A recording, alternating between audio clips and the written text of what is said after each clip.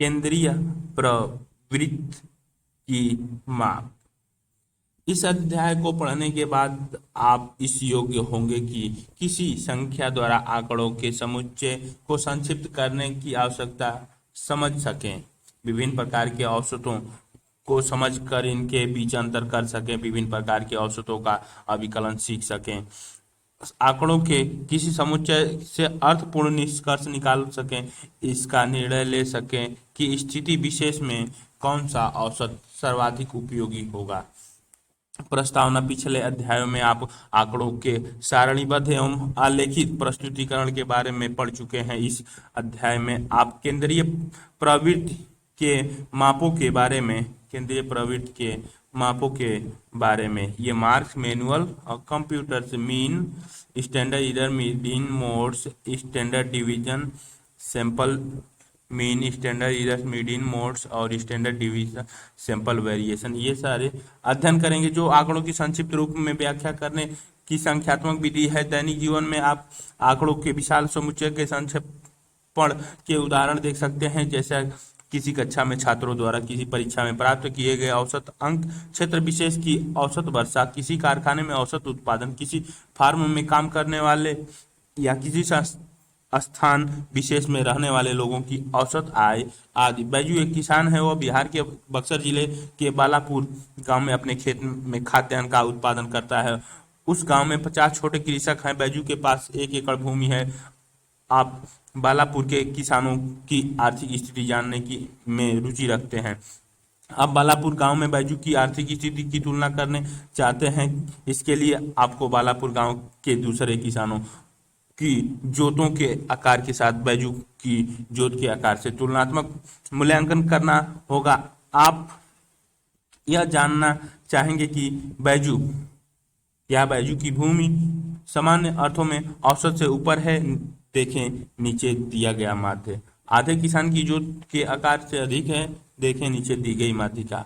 अधिकतर किसानों की जोत से अधिक है। देखें नीचे दिया गया बहुलक। बैजू की तुलना में आर्थिक स्थिति के मूल्यांकन के लिए आपको बालापुर गांव के सभी किसानों की जोतों के आंकड़ों के संपूर्ण समुच्चय का संक्षेपण करना होगा। इसे केंद्रीय प्रवृत्ति के माप द्वारा किया जा सकता है, जो आंकड़े का संक्षेपण किसी एकल मान में इस प्रकार करता है कि यह एकल मान संपूर्ण आंकड़ों का प्रतिनिधित्व करे। केंद्रीय प्रवृत्ति की माप प्रतिनिधि या विशिष्ट मान के रूप में आंकड़ों के संक्षेपण का एक तरीका है। केंद्रीय प्रवृत्ति या औसतों के कई सांख्यिकी माप हैं।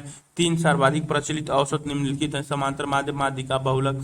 आपको यह भी ध्यान रखना चाहिए कि 2 अन्य प्रकार के औसत और भी हैं, जैसे ज्यामितीय माध्य, हारात्मक माध्य, जो विशिष्ट परिस्थितियों में उपयुक्त होते हैं, लेकिन वर्तमान परिचर्चा उपयुक्त 3 प्रकार के औसतों तक ही सीमित रहेगी। समांतर माध्य अर्थमेटिक मीन। मान लीजिए कि 6 परिवारों की मासिक आय रुपयों में निम्नलिखित है: 1600, 1500, 1400, 1525, 1625, 1630। यहाँ पर परिवारों की औसत आय प्राप्त करने के लिए आय को एक साथ जोड़कर उसे परिवारों की संख्या से विभाजित किया गया है। 1600 plus 1500 plus 1400 plus 1525 plus 1625 plus 1630 divide by 6 बराबर 1547 रुपये। इससे पता चलता है कि औसतन एक परिवार 1547 रुपये अर्जित करता है। समांतर माध्य केंद्रीय प्रवृत्ति की सबसे अधिक प्रयोग किए जाने वाला माप है। समांतर माध्य को सभी परीक्षणों के मूल्यों के योग को उनकी कुल संख्याओं से विभाजित के रूप में परिभाषित किया जाता है और सामान्यतः x बार से निर्देशित किया जाता है। यदि x1, x2, x3 data xn आदि n परीक्षण हैं तो समांतर माध्य इस प्रकार प्राप्त होता है: x bar equal to x1 plus x2 plus x3 plus data plus xn बटे n।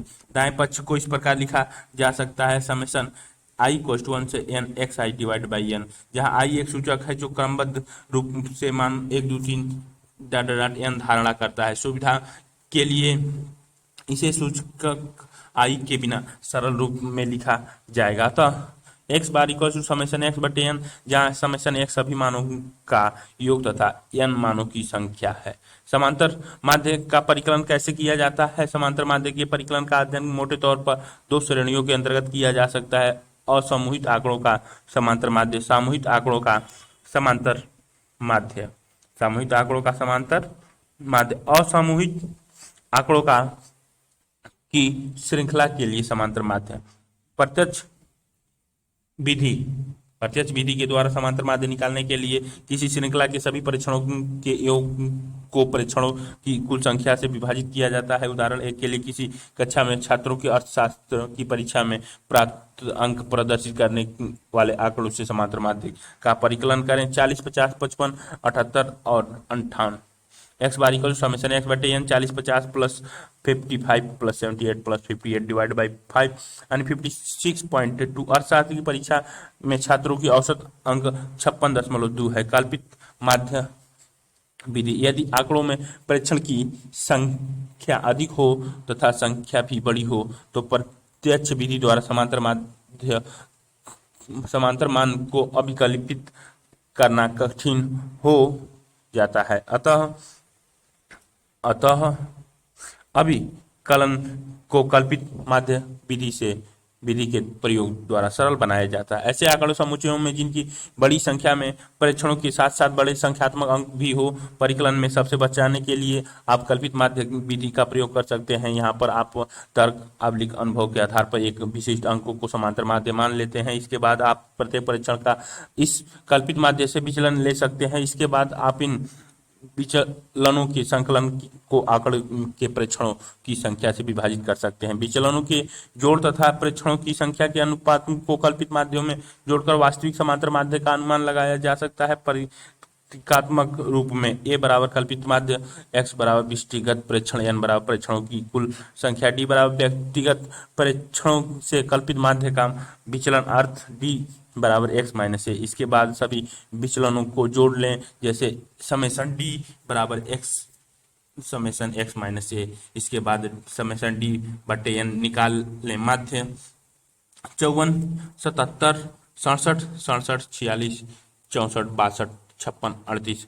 कद इंचों में है। माध्य बराबर समेशन एक्स बटे N 54 plus 77 plus 67 plus 67 plus 46 plus 64 plus 62 plus 56 plus 38 divided by 9 summation तो बराबर 521 बटा 9 अर्थात 59 डबल बार अर्थात 0, 10, 20, 30, 40, 50, 60, 70, 80, 90 और 100 के बीच में माध्य 59 डबल बार मिल गया।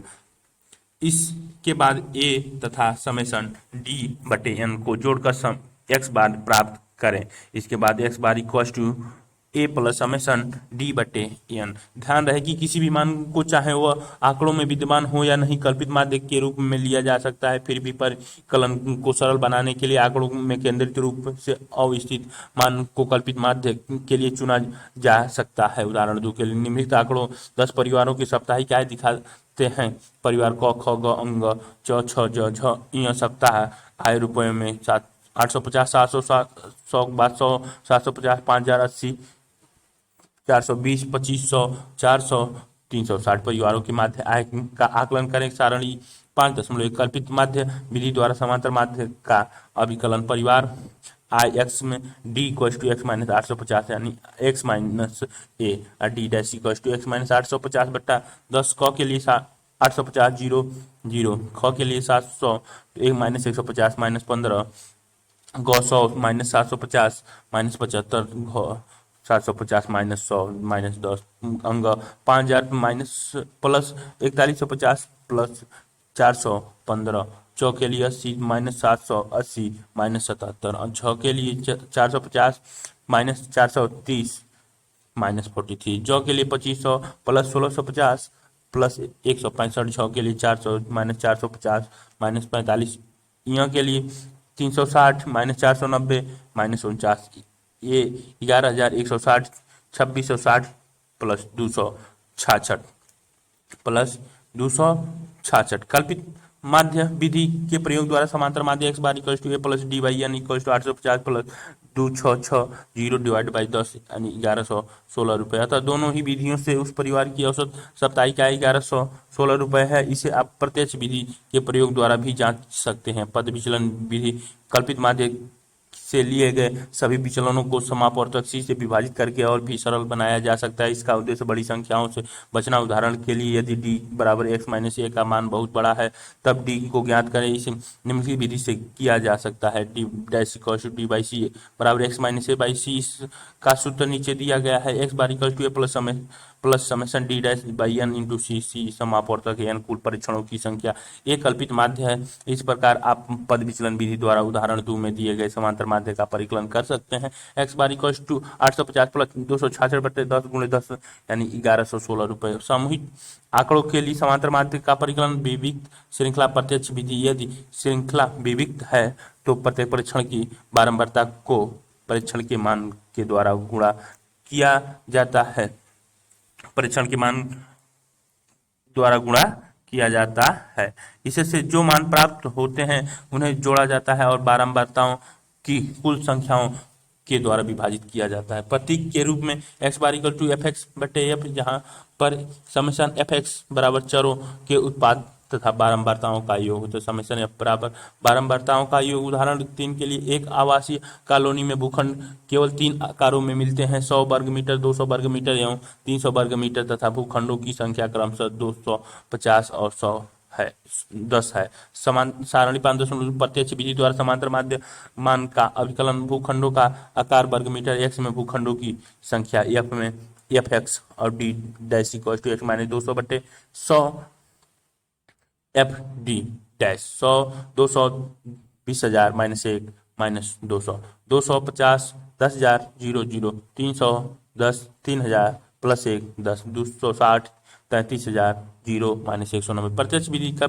प्रयोग द्वारा समांतर माध्य एक्स बारी को समेशन एक्स बटे एन अर्थात 33,000 बटे 260 बराबर 126.92 वर्ग मीटर अतः आवासीय कॉलोनी का औसत भूखंड आकार 126.92 वर्ग मीटर है। कल्पित माध्य विधि जैसा कि पहले बताया जा चुका है कि विशिष्ट श्रृंखला में कल्पित माध्य विधि के प्रयोग द्वारा परिकलन को थोड़ा संशोधित करके सरल बनाया जा सकता है, चूंकि यह प्रत्येक मद की बारंबारता एफ दी गई है मद दी गई है। अतः एफ डी को ज्ञात करने हेतु हमें प्रत्येक विचलन डी को बारंबारता से गुणा करते हैं, इसे से हमें समेशन एफ डी मिलता है। अगला चरण सभी बारंबारताओं का योग करके समेशन एफ प्राप्त करना है। इसके बाद summation F D divide by summation F ज्ञात करें। अतः अंत में समांतर माध्य के परिकलन X bar equal to A plus F D by F के द्वारा कल्पित माध्य विधि का प्रयोग किया जाता है। पद विचलन इससे विचलनों को समापवर्तक सी द्वारा विभाजित किया जाता है, जो कि परिकलन को सरल बना देता है। यहाँ संख्यात्मक अंकों के आकार को घटाकर परिकलन को सरल बनाने के लिए डी डैश बराबर डी बटा C equal to X minus A by C का आकलन किया जाता है। इसके बाद एफ डी डैश तथा समेशन एफ डी डैश प्राप्त करें। अंत में पद विचलन विधि का सूत्र नीचे दिया गया है। X bar equal to A plus F D dash by F into C. क्रियात्मक गतिविधियां पद विचलन तथा कल्पित माध्य विधि का प्रयोग करते हुए उदाहरण 3 में दिए गए आंकड़ों के लिए जोत का माध्य आकार ज्ञात करें। सतत श्रृंखला यहाँ वर्ग अंतराल दिए गए हैं। सतत श्रृंखला में भी समांतर माध्य परिकलन की प्रक्रिया ठीक वैसी ही है जैसे विविक्त श्रृंखला में थी। इसमें अंतर केवल इतना है कि भिन्न वर्ग अंतरालों के मध्य बिंदु लेने पड़ते हैं। आप स्वतः जानते हैं कि वर्ग अंतराल अपवर्जी या समावेशी या असमान आकार वाले हो सकते हैं। अपवर्जी अंतराल के उदाहरण हैं 0 से 10, 10 से 20 आदि। समावेशी अंतराल के उदाहरण है 0 से 9, 10 से 19 आदि। असमान वर्ग अंतराल के उदाहरण है 0 से 20, 20 से 30 आदि। इन सभी स्थितियों में समांतर माध्य का परिकलन एक ही तरीके से होता है। उदाहरण 4 के लिए निम्नलिखित छात्रों के औसत प्राप्त का परिकलन को प्रत्यक्ष विधि ख पद विचलन विधि का प्रयोग करते हुए कीजिए। प्रत्यक्ष विधि प्राप्तांक 0 से 10, 10 से 20, 20 से 30, 30 से 40, 40 से 50, 50 से 60, 60 से 70। छात्रों की संख्या 5, 12, 15, 25, 8 और 3, 2 सारणी 5.3। प्रत्यक्ष विधि द्वारा अपवर्जी वर्ग अंतराल के लिए औसत प्राप्तांक का अभिकलन प्राप्तांक x छात्रों की संख्या माध्य बिंदु F M D dash equal to F minus 35 divide by 10 F D dash संख्या बिंदु 2 गुणे 3 और डिवाइड बाई 10। छात्र 1, 2, 3, 4, 5 और 6। 0 से 10 में 5, 5, 25 माइनस 3 माइनस 15। 10 से 20 में 12, 15, 180 माइनस 2 माइनस 24। 20 से 30 में 15, 25, 375 माइनस 1 माइनस 15। 30 से 40 में 25, 35, 875, 0, 0। 40 से 50 में 8, 45, 360, 1, 8, 500। 50 से 60 में 3, 55, 165, 2, 3। 60 से 70 में 2, 65, 130, 3 और 6। 70, 2110 माइनस 34, 2110 माइनस 34। चरण प्रत्येक वर्ग के लिए माध्य मान प्राप्त करें जिसमें एम द्वारा दर्शाया जाता है। समेशन एफ एम निकाल लें और प्रत्यक्ष विधि सूत्र का प्रयोग करें। X bar equal to summation F M बटे summation F equal to 2 1 2 0 divide by 70 बराबर 30.14 अंक। पद विचलन विधि D dash equal to M minus A by C निकालें।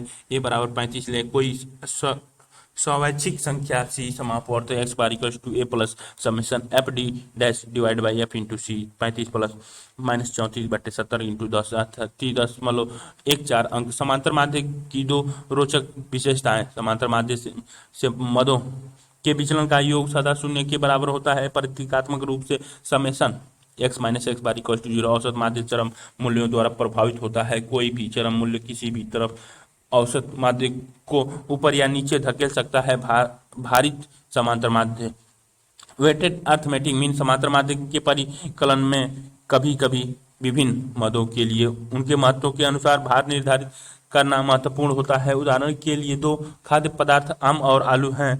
आप आम तथा आलू की औसत कीमतें क्रमशः P1 तथा P2 जानना चाहते हैं जिनका इनका समांतर माध्य P1 plus P2 divide by 2 होगा। हो सकता है कि आप आलू की कीमत P2 में वृद्धि को अधिक महत्व देना चाहते हों। ऐसा करने के लिए आप उपभोक्ता के बजट में आमों के भाग को भार W1 के तौर पर प्रयोग कर सकते हैं तथा बजट में आलू के भाग को भार W2 के तौर पर। अब बजट में भाग के द्वारा भारित समांतर माध्य W1 P1 plus W2 P2 divide by W1 plus W2 होगा। सामान्यतः भारित समांतर माध्य बराबर W1 X1 plus W2 X2 plus plus WN Xn बटे W1 plus W2 plus WN बराबर समेशन WX बटे समेशन W के द्वारा प्राप्त किया जाता है। जबकि कीमतों में वृद्धि होती है तब आप शायद उन वस्तुओं की कीमतों में की वृद्धि में रुचि रख सकते हैं जो आप के लिए अधिक महत्वपूर्ण हो।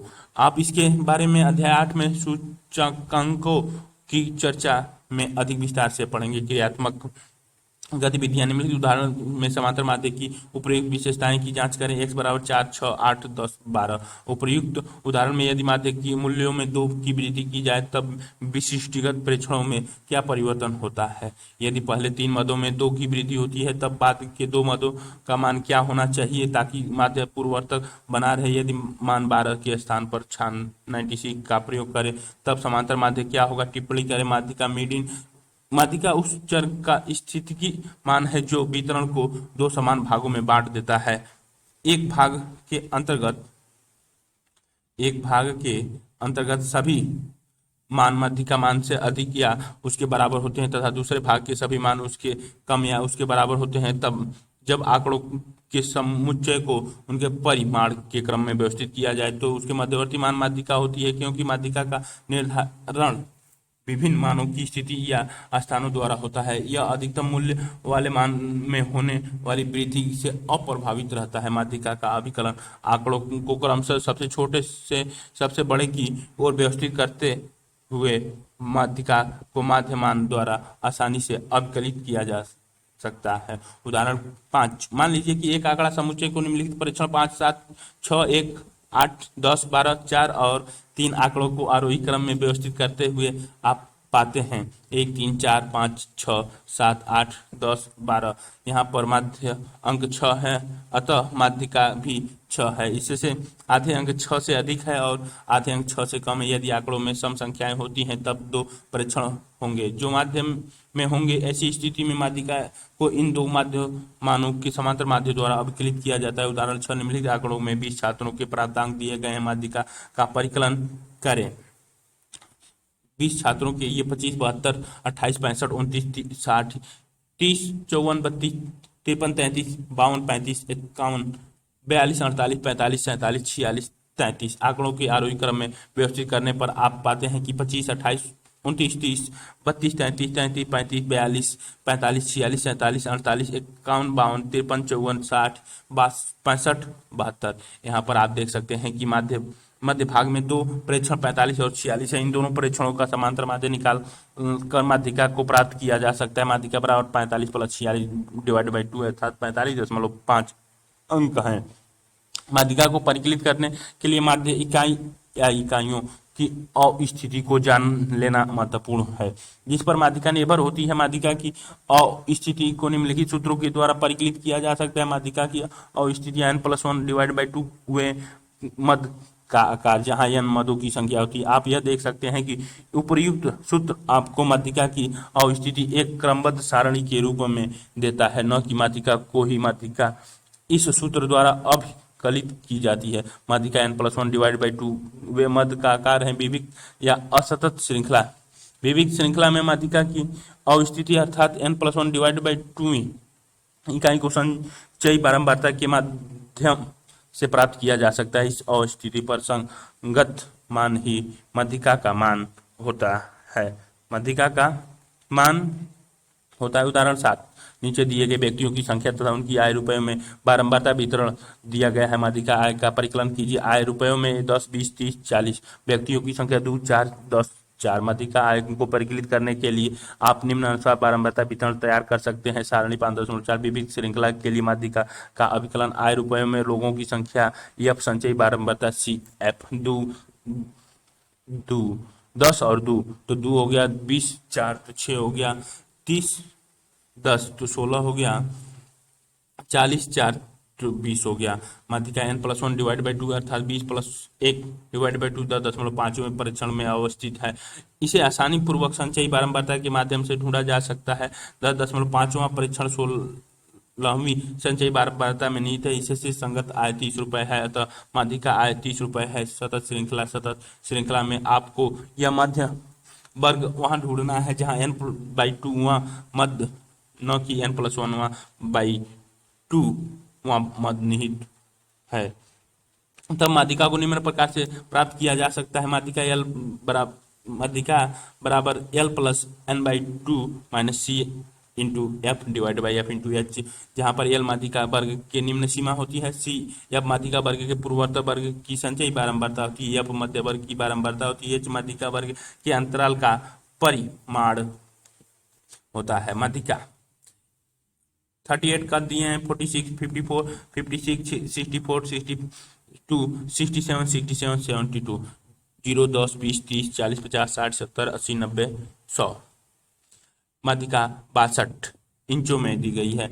उस दशा में किसी समय योजन की आवश्यकता नहीं है जब बारंबारता का कार्य या परिणाम असमान हो। उदाहरण 8, निम्नलिखित आंकड़ों किसी कारखाने में कार्यरत लोगों की दैनिक मजदूरी से संबंध है। माध्यिका दैनिक मजदूरी का अभिकलन कीजिए। दैनिक मजदूरी रुपयों में 55, 60, 50, 55, 45, 50, 40, 45, 35, 40, 30, 35, 35, 25, 30, 20, 25। मजदूरों की संख्या 7, 13, 15, 20, 30, 33, 28, 14। यहाँ पर आंकड़े आरोही क्रम में व्यवस्थित है। ऊपरी चित्र में माध्यिका n/2 में मद अर्थात 160/2 बराबर श्रृंखला के 80वें मद का मान है, जो 35 से 40 वर्ग अंतराल में स्थित है। माध्यिका के सूत्र का प्रयोग करने पर माध्यिका l+n/2 - c into f divide by f into h 35 + 80 - 75/30 गुणे 40 - 35 बराबर 35.83 रुपए।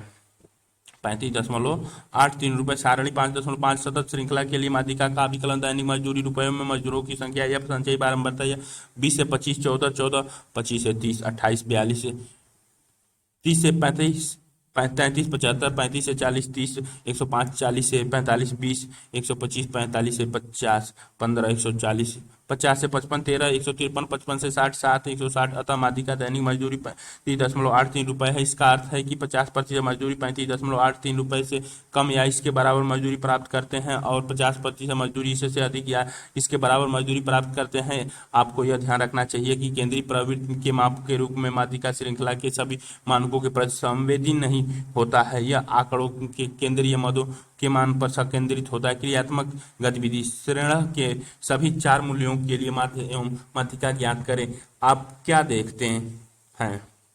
सारणी 5.6 विभिन्न श्रृंखलाओं के समांतर माध्य और माध्यिकाएं श्रृंखलाएं f चर के मान मध्य माध्यिका क के लिए 1 2 3, ख के लिए 1 2 30, ग के लिए 1 2 30, घ के लिए 1 2 और 3000। क्या माध्यिका चरम मूल्यों द्वारा प्रभावित होती है? चरम मूल्य क्या है? क्या माध्यिका माध्य और माध्य की सापेक्ष एक बेहतर प्रणाली है? चतुर्थक क्वार्टिलाइज चतुर्थक वे माप हैं जो आंकड़ों के चार बार बार भागों में विभाजित करते हैं और प्रत्येक भाग में बराबर संख्या में परीक्षण दिए होते हैं। अतः यहाँ पर तीन चतुर्थक प्रचलित हैं। प्रथम चतुर्थक या निम्न चतुर्थक Q1 द्वारा निर्देशित विवरण में 25% मद इससे कम होते हैं और 75% मद इससे अधिक होते हैं। द्वितीय चतुर्थक या माध्यिका Q2 द्वारा निर्देशित में 50% मद इससे नीचे होते हैं और 50% मद इसके ऊपर होते हैं। तृतीय चतुर्थक या उच्च चतुर्थक Q3 द्वारा निर्देशित में विवरण में 75% मद इसके नीचे होते हैं और 25% मद उसके ऊपर होते हैं। अतः Q1 एवं Q3 दो सीमाएं हैं जिनके बीच केंद्रीय 50% आंकड़े निहित होते हैं। माध्यिका पहले निम्नतम आंकड़े का 25%, निम्न चतुर्थक आंकड़े का 25%, उसके बाद आपको माध्यिका आंकड़े का 25%, उच्च चतुर्थक आंकड़े का 25%, उच्चतम आरोही क्रम में व्यवस्थित मान दिए गए हैं। शतमक परसेंटाइल, शतमक या प्रतिशत वितरण को 100 बराबर भागों में विभाजित करता है। इस प्रकार आपको 99 विभाजक स्थितियां प्राप्त होती हैं। इन्हें P1, P2, P3 data P99 द्वारा दर्शाया जाता है। इसमें P50 माध्यिका मान होता है। यदि आप ऐसे प्रबंधन प्रवेश परीक्षा में 82 शतमक या प्रतिशत प्राप्त करते हैं तो इसका अर्थ है कि कुल परीक्षार्थियों से आपका स्थान 18% नीचे था। यदि इस परीक्षा में कुल 1 लाख परीक्षार्थी बैठते हैं तो बताए आपकी स्थिति कहाँ है। चतुर्थक का परिकलन, चतुर्थक की अवस्थिति ज्ञात करने की विधि ठीक वैसी ही है जैसा कि विशिष्टगत या विविक्त श्रृंखला में माध्यिका की थी। किसी क्रमबद्ध श्रृंखला में Q1 तथा Q3 के मान निम्नलिखित सूत्र सिद्धांत से प्राप्त किए जा सकते हैं, जिसमें परीक्षण n परीक्षणों की कुल संख्या है। Q1 = n+1 / 4 वे मद या पद का आकार और Q3 = 3n+1 / 4 में पद का आकार होता है। उदाहरण के लिए किसी परीक्षा में 10 छात्रों द्वारा प्राप्त किए गए अंकों के आंकड़े से निम्नलिखित चतुर्थक के मान का परिकलन कीजिए। 22, 26, 14, 30, 18, 11, 35, 41, 12, 32 आंकड़ों को आरोही क्रम में व्यवस्थित करने पर 11, 12, 14, 18, 22, 26, 30, 32, 35, 41 है। Q1 बराबर n+1 / 4 में मद का आकार बराबर 10+1/4 में मद आकार का आकार बराबर 2.75 में मद का आकार बराबर 2वां मद प्लस 0.75वां पद माइनस 2वां पद, अर्थात 12 प्लस 0.75 14 माइनस 12 बराबर 13.5 अंक। 13.5 अंक। क्रियात्मक गतिविधि, तृतीय चतुर्थक Q3 स्वयं ज्ञात करें। बहुलक मोड, कभी कभी आपको किसी श्रृंखला में अति प्रारूपी मान अथवा उस मान को जिसके आसपास पदों का संकेंद्रीकरण अधिकतम हो जानने में उत्सुकता हो सकती है। उदाहरण के लिए एक विनिर्माता जूते के उस आकार जिसकी मांग अधिकतम है या किसी खास स्टाइल की शर्ट जिसकी बहुत अधिक मांग है के बारे में जानना चाहता है। ऐसी स्थिति में बहुलक एक सर्वाधिक उपयुक्त माप है। बहुलक शब्द फ्रेंच भाषा के शब्द लामोड से व्युत्पन्न हो है, जो वितरण में सर्वाधिक प्रचलित मानों को उद्योग है। क्योंकि यह श्रृंखला के सबसे अधिक बार दोहराया जाता है, बहुलक सर्वाधिक परिचित आंकड़े मान है। इसे m0 के द्वारा दर्शाया जाता है। बहुलक का अभिकलन विविक्त श्रृंखला आंकड़ा समुच्चय 1, 2, 3, 4, 5, 4, 4, 5 को लें, जहां पर इस आंकड़े का बहुलक 4 है क्योंकि यह आंकड़ा समुच्चय में सबसे अधिक बार 2 बार आया है। उदाहरण 10 निम्नलिखित विविक्त श्रृंखला को देखिए। चर 10, 20, 30, 40, 50 बारंबारता 2, 8, 20, 10, 5। यहाँ पर आप देख सकते हैं कि अधिकतम बारंबारता 20 है, अतः बहुलक का मान 30 है। चूंकि यह मोड का एकल मान है अतः आंकड़ा एक बहुलकी है, लेकिन यह जरूरी नहीं है कि बहुलक समांतर एवं माध्यिका की भांति एकल ही हो। आपके पास ऐसा आंकड़ा हो सकता है जिसमें 2 बहुलक द्विबहुलकी या 2 से अधिक बहुलक बहुबहुलकी हो। यह भी संभव है कि एक भी बहुलक न हो यदि वितरण में कोई मान अन्य मानों की तुलना में अधिक बार प्रकट नहीं होता है। उदाहरण के लिए श्रृंखला 1, 1, 2, 2, 3, 3, 4, 4 लें। यहाँ कोई भी बहुलक नहीं है।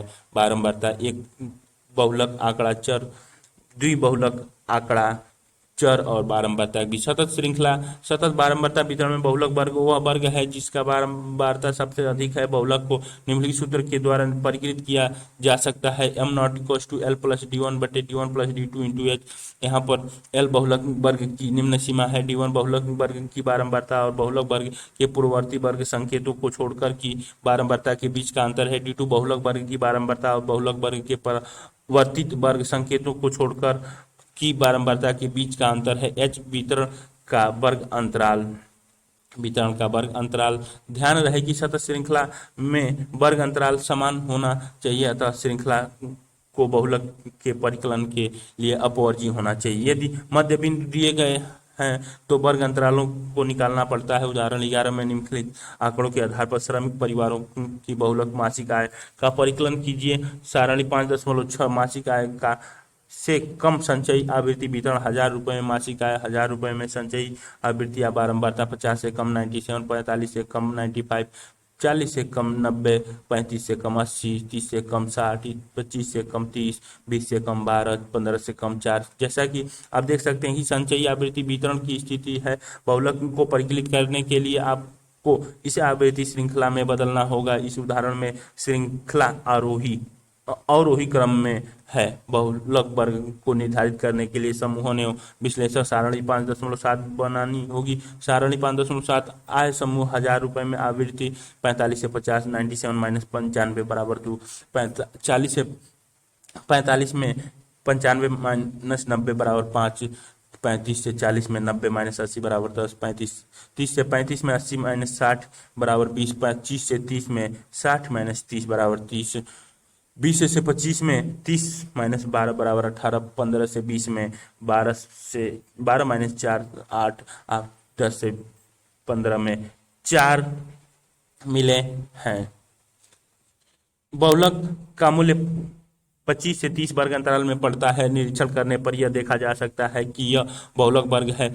अब L बराबर 25, D1 बराबर 30 माइनस 18 बराबर 12, D2 बराबर 30 माइनस 20 बराबर 10, H बराबर 5। सूत्र का प्रयोग करके बहुलक का मान इस प्रकार प्राप्त कर सकते हैं। एम नॉट 1000 रुपये में एम नॉट बराबर L प्लस D1 बटे D1 plus D2 into H। 25 plus 12 बटे 10 प्लस 12 इंटू 5 अर्थात 27.273। अतः श्रमिक परिवारों का बहुलक आय 27.273 रुपये है। क्रियात्मक गतिविधियां। एक जूता कंपनी जो केवल वयस्कों के लिए जूते बनाती है, जूते का सर्वाधिक लोकप्रिय आकार जानना चाहती है। इसके लिए कौन सा माध्य सर्वाधिक उपयुक्त होगा? निम्नलिखित वस्तुओं का उत्पादन करने वाली कंपनियों के लिए कौन सा औसत सर्वाधिक उपयुक्त रहेगा? डायरी तथा कॉपी, स्कूल बैग, जींस तथा टी शर्ट। अपनी कक्षा में चाइनीज भोजन के लिए विद्यार्थियों की प्राथमिकता जानने के लिए केंद्रीय प्रवृत्ति उपयुक्त माप का उपयोग करते हुए एक संक्षिप्त सर्वेक्षण करें। क्या बहुलक की स्थिति ग्राफ द्वारा ज्ञात की जा सकती है? बहुलक के लिए कद 54, 77, 67, 67, 46, 64, 62, 56, 38 इंचों में जो बहुलक 67 और 67 भी 0 से 10, 20, 30, 40, 50, 60, 70, 80, 90 तक दिखाए। बहुलक जो 67 दिखाया गया। समांतर माध्य माध्यिका और बहुलक सापेक्षिक स्थिति। मान लीजिए कि समांतर माध्य एम ई, माध्यिका एम आई, बहुलक एम नॉट, इन तीनों में सापेक्षिक स्थिति M E greater than M I greater than M naught या M E less than M I less than M naught होता है। यहाँ पादांक वर्णमाला के क्रम में आते हैं। माध्यिका सदैव समांतर माध्य और बहुलक के बीच में होता है। सारांश। केंद्रीय प्रवृत्ति के माप या औसतों का प्रयोग आंकड़ों के संक्षेपण के लिए किया जाता है। यह आंकड़ा समुच्चय का वर्णन करने के लिए एकल प्रतिनिधि मान को दर्शाता है। समांतर माध्य सर्वाधिक प्रयोग किए जाने वाला औसत है। यह परिकलन में सरल एवं सभी परीक्षणों पर आधारित होता है, लेकिन यह चरम मदों की उपस्थिति से अनुचित रूप से प्रभावित होता है। इस प्रकार के आंकड़ों के लिए माध्यिका अच्छा संक्षेपण है। बहुलक का प्रयोग सामान्यतः गुणात्मक आंकड़ों की व्याख्या में किया जाता है। माध्यिका एवं बहुलक को आलेखित तौर पर आसानी से अवकलित किया जा सकता है। मुक्तांक वितरणों के लिए भी इनका अभिकलन सरलता से किया जा सकता है। इसीलिए यह महत्वपूर्ण है कि हम विश्लेषण के उद्देश्य तथा वितरणों की प्रकृति को देखते हुए उपयुक्त औसत का चुनाव करें। उपयुक्त औसत का चुनाव करें। पुनरावर्तन केंद्रीय प्रवृत्ति को माप एक ऐसी एकल मान द्वारा आंकड़ों का संक्षिप्त करता है जो संपूर्ण आंकड़ों का प्रतिनिधित्व कर सके। समांतर माध्य को परीक्षणों के मान के योग का परीक्षणों की संख्या से विभाजन के भागफल के रूप में परिभाषित करते हैं। समांतर माध्य से मदों के विचलनों का योग सदैव शून्य के बराबर होता है। कभी कभी यह महत्वपूर्ण होता है क्योंकि विविध मदों के भार उसके महत्व के अनुसार निर्दिष्ट किए जाते हैं। माध्यिका वितरण का केंद्रीय मान अर्थात माध्यिका से कम मानों की संख्या इसे से अधिक मानों की संख्या के बराबर होती है। चतुर्थ मानों के कुल समुच्चय को 4 बराबर भागों में बांटते हैं। बहुलक का वह मान जो सबसे अधिक बार प्रकट होता है।